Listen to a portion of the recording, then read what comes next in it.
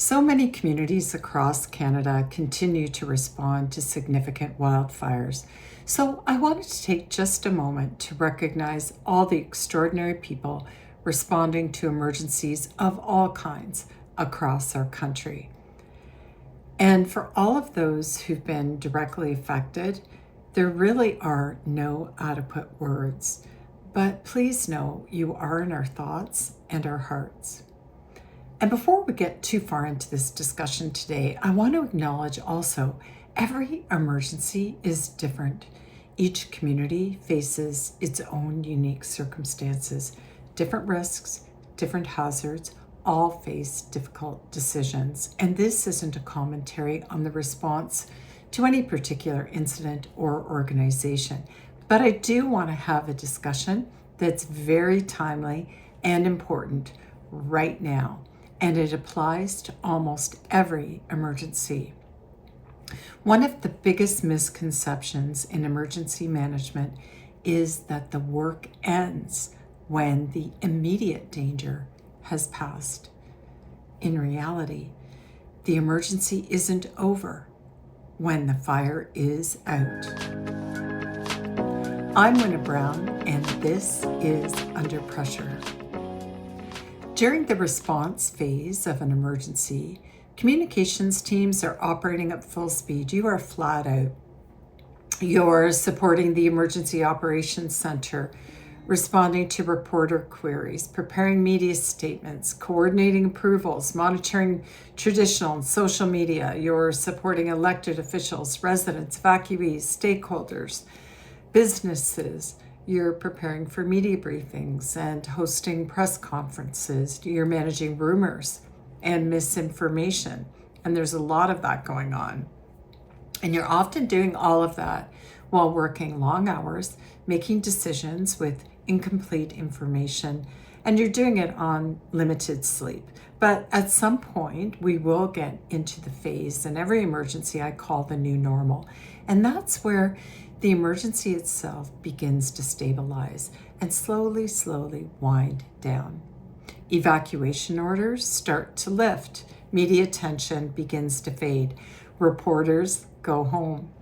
The Emergency Operations Center itself begins to scale back its response activities. But your work as communicators, it doesn't stop. It changes. It shifts from supporting the immediate response to helping guide communities through recovery. And recovery communications requires a very different mindset. During response, you're focused on life safety, on getting critical information out as quickly and accurately as possible. Recovery is different. Now you're communicating about rebuilding, about restoring services, financial assistance, debris removal, and there's a lot of trauma. Some people have lost so much. You're communicating about long-term projects, about infrastructure repairs. You're coordinating community meetings. There is a long road ahead, and the pace is very different. The questions become more complicated, the answers less certain. Expectations may be very difficult to manage. A significant pitfall that communicators face during the recovery phase is falling into the temptation to allow the pace of communications to slow down simply because there isn't a major announcement to make. It's completely understandable. And people do understand that recovery takes time, but what they need is confidence that progress is continuing. They need to know they haven't been forgotten. And sometimes the most valuable update you can issue is just letting people know what's happening behind the scenes, what decisions are being made, what partners are involved, what comes next. People can usually accept some degree of uncertainty, but what they struggle with is silence. And recovery is also the point where many organizations themselves, they start to feel the effects of exhaustion. The adrenaline that carried everyone through the response begins to wear off. People who've been working around the clock, They finally have time to take a step back and a deep breath, and they recognize how exhausted they truly are. And communications teams are sometimes forgotten in that equation, but we're no exception. We've been there on the front lines, hour by hour, side by side with first responders. So leaders, check in with your people. Recognize the work that they've done. Rotate responsibilities wherever you can.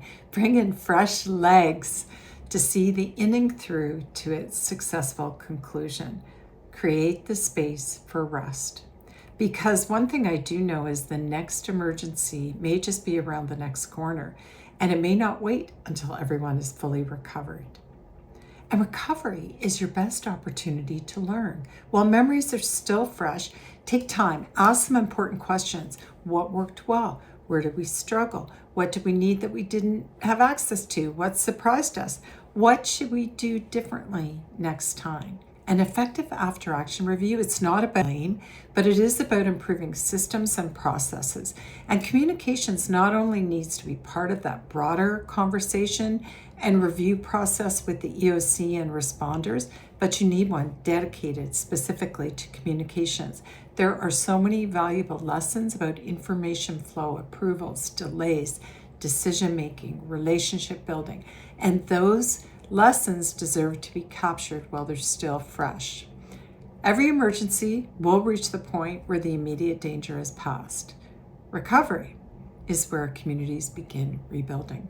It's where trust is strengthened or lost. And it's where organizations demonstrate they are committed for the long haul.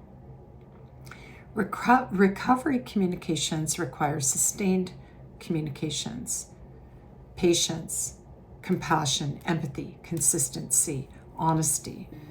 Because while the fire may be out, the emergency is far from over.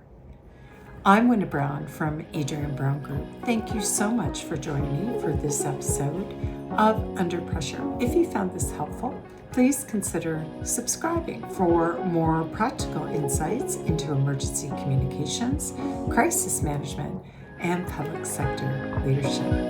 I'll see you next time.